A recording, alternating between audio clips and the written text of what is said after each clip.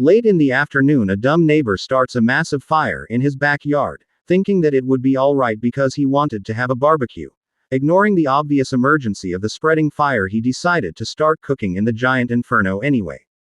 This absolute hero then decides to go inside, to use the bathroom, ignoring the still growing inferno in his backyard. He somehow manages to set his neighbor's house on fire.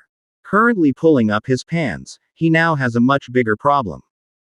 The fire is still spreading because no one is paying attention to it. It's already burned up most of the siding of his neighbor's home. In fact, the unaware neighbor sitting in his room turned his head and can now see through his house. The fire is still spreading because no one is paying attention to it. It's already burned up most of the siding of his neighbor's home. In fact, the unaware neighbor sitting in his room turned his head and can now see through his house. Yelling in his room, the unfortunate neighbor is screaming at the top of his lungs, "Put this fire out." To the man now returning from the bathroom.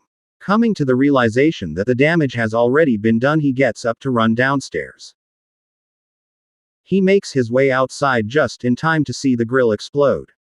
The fire went immediately everywhere. Flaming pieces of debris scatter in multiple directions, now setting 2 more houses on fire.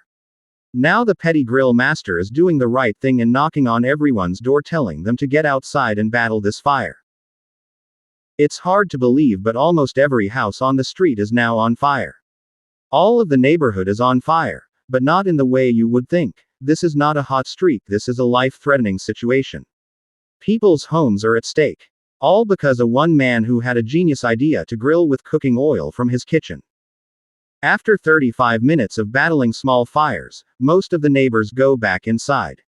Everything seems to be okay except for one small butterfly effect that starts a casual sequence. It somehow causes a reignition and the fire to start back up again. It was a distant neighbor's home, out of view, on the edge of the street, where no one was watching. The small group that remained outside called the fire department. The fire department gave specific instructions not to battle any more fires until they got there. This domino effect now turns into a total spillover when the grillmaster and the small group of people that battled the fire decided not to get involved.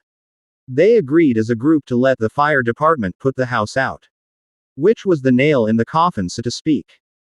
The man whose house was on fire seemed fine. It was just a small fence fire, so everyone was okay. 5 minutes later, the fire department gets there and is just in time to see the front of the house collapse on fire. The men in the fire truck leapt into action in a moment's notice, but were just in time to see the house burst into flames. The fire department decided to contain the fire and get everybody back in a safe position. The man just got off of work and made his way home expecting his house to be alright, but all the hope was sucked from him when he saw people standing around watching his house, now a parking lot, burn down. "That's my house on fire," said the concerned man. "Sir, you need to stay back, we are dealing with it." "No, you're not just watching it burn down. We were hoping to let the fire put itself out because you're too close to a pipeline that runs through the city. It will cut off the power to the whole city. Sorry about that," says the fire chief. "I wanna know who did this," says the now morally indifferent man. The grill master fessed up to causing the fire. "We all had our hands full fighting this fire.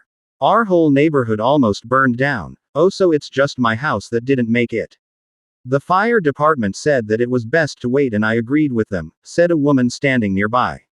"We are all glad that this whole fiasco is over with," said by another dumb neighbor. "Oh no, this is not over with," says the now homeless man in a casual tone. "What do you mean?" says the guy standing there. "It's now 2 a.m. and the police station is getting another call of a fire being started in the same neighborhood.